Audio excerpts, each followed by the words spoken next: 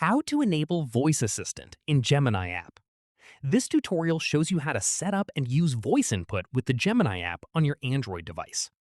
First, open the Gemini app on your Android device.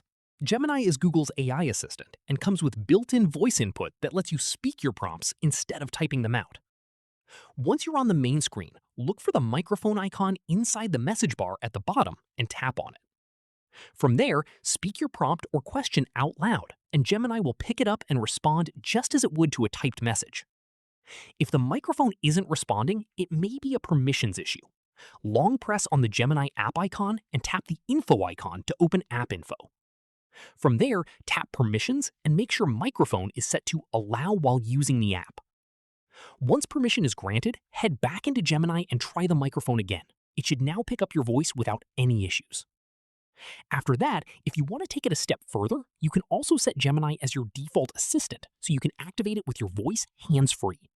Go to your device settings, tap Apps, then Default Apps, then Digital Assistant app, and select Gemini from the list.